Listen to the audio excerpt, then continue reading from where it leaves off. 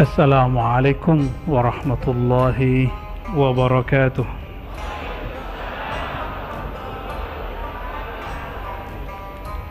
Alhamdulillah rabbil alamin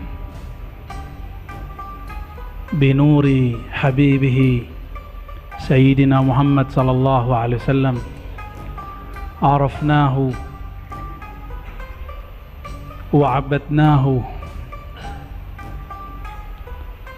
Asyhadu an la ilaha illallah wa asyhadu anna Muhammadan abduhu wa rasuluh. Allahumma salli wa sallim wa barik ala sayyidina Muhammad wa ala alihi wa ashabihi wa li baitihi wa dhurriyyatihi ajma'in, ma ba'du. Para asatiz, para kiai dan para imam, para muazzin, para dewan masjid, semoga Allah berkahi beliau-beliau ini. Amin. Kalau beliau ini nggak bersekutu, acara ini nggak ada, bener nggak?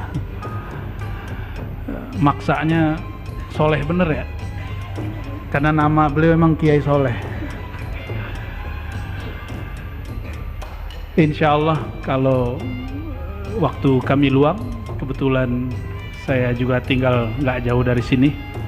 Nanti kita agendakan kajian kitab di sini, insya Allah. Ya. Udah dijawab ya?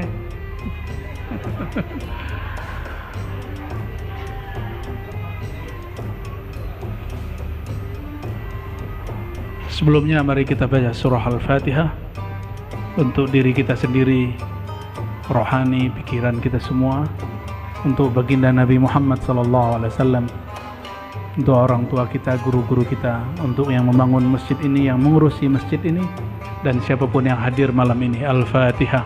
A'udzubillahi minasyaitonir rajim. Bismillah. Ya, kenal dulu. Warahmatullahi. Amin.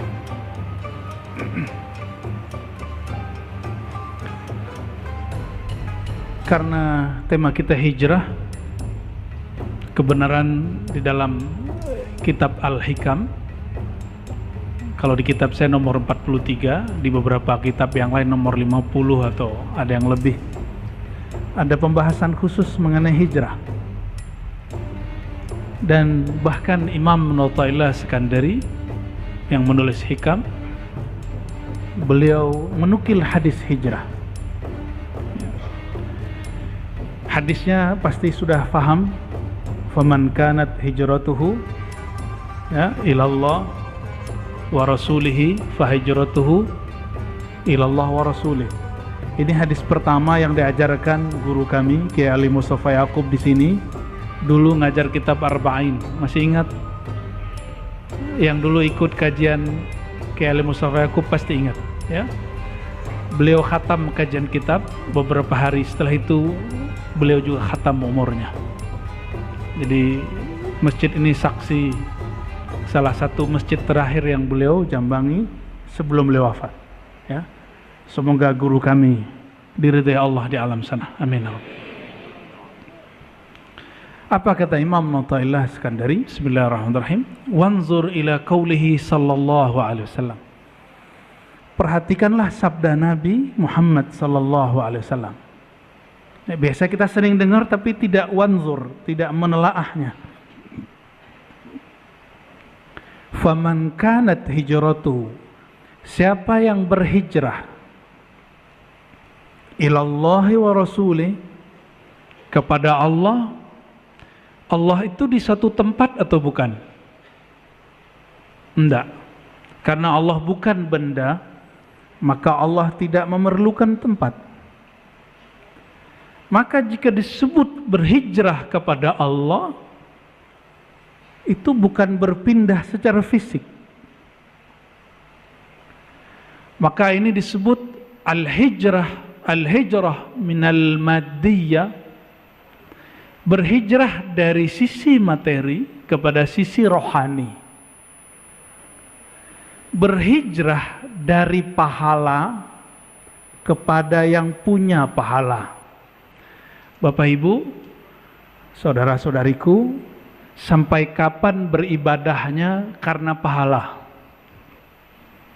Mau sampai kapan kepada Allah berniaga, bertransaksi? Walaupun di Quran ada hal adullukum ala tijaratin. Betul ada di Quran. Tapi itu awal-awal turun.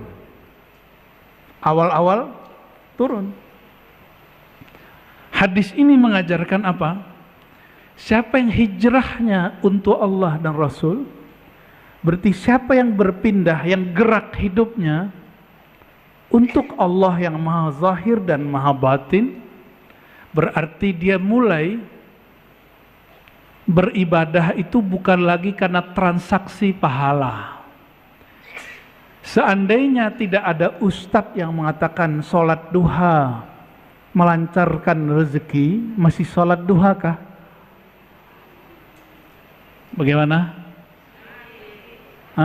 Saya kurang yakin. Seandainya umroh, antara umroh dan umroh itu ampunan dari Allah, seandainya tidak ada hadis itu, mungkin orang-orang tidak mau umroh.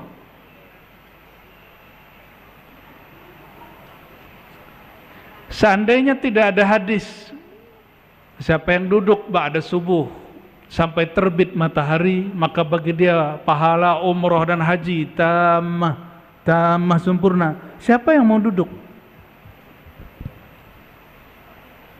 Nabi berbicara begitu kepada sahabat yang awam. Sahabat yang awam. Tapi sahabat-sahabat yang tidak awam, yang sudah mengenal Allah dengan ma'rifat yang dalam, mereka tidak diajarkan begitu. Jadi Nabi itu mengajari sahabat bertahap. Ada yang diberi motivasi, akhirnya mereka beramal karena motivasi. Lama-lama mereka beramal bukan karena motivasi pahala, tapi karena Allah yang nyuruh. Ciri-ciri anak kecil berbuat amal diancam dulu atau diiming-imingi dulu? Ama diancam, benar nggak? Diancam dan dua-duanya. Sudah berapa lama kita seperti itu? Perasaan masih muda aja, kata Kiai Soleh ya. Sudah berapa lama kita beramal karena iming-imingan?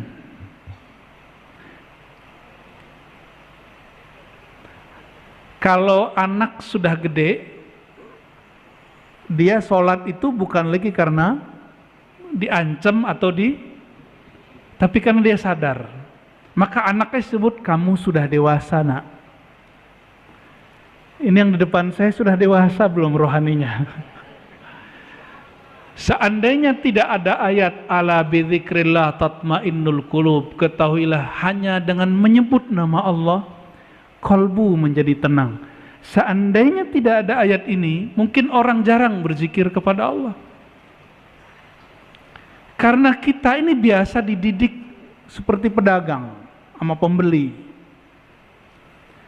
Jarang yang dididik menjadi orang yang tulus mencintai. Ini saya nggak nanya ke bapak-bapak, ibu-ibu seneng nggak dicintai tulus?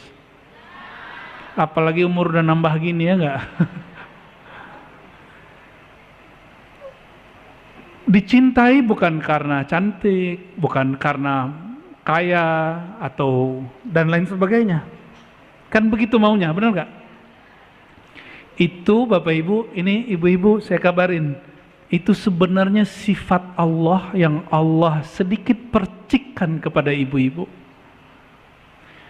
Allah itu ingin beri pelajaran, wahai hamba-hambaku. Ini yang disebut sifatul jamal, sifat keindahan atau sifat feminim. Allah itu tidak feminim, tapi disebut jamal. Apa arti jamal? Cantik, indah. Kalau saya sebut indah, cantik, itu sebutan untuk cowok atau cewek? Ada nggak cowok cantik? Begini tangannya nggak jatuh. Ya. Karena orang yang diberikan sifatul jamal, sifat indah dan cantik, ingin dicintai apa adanya, Allah ingin berkalam, wahai hamba-hamba Allah, wahai laki-laki, wahai perempuan, wahai pria, wahai wanita, cintailah aku apa adanya. Makanya Allah disebut dalam hadis Imam Bukhari, innallaha ghayurun, Allah itu maha pencemburu. Pencemburu itu laki atau perempuan biasanya? Perempuan. Makanya ujian perempuan itu selalu cemburu. Ya, benar Pak ya? Kalau kita cemburu beres Pak. Ya. Kalau ibu-ibu cemburu panjang ceritanya. Tapi bukan berarti Allah perempuan. Tapi sifat perempuan itu percikan dari sifat Allah Subhanahu wa ta'ala. Berat nggak ngaji begini? Enggak kan? Kalau enggak saya ganti topik. Saya rasa temanya biasa. Ya. Hal yang biasa, tapi kita bawa ke ranah yang luar biasa. Insya Allah. Kan hijrah. Ya. Kajian kita juga mesti hijrah. Kajian kita juga mesti hijrah. Ya.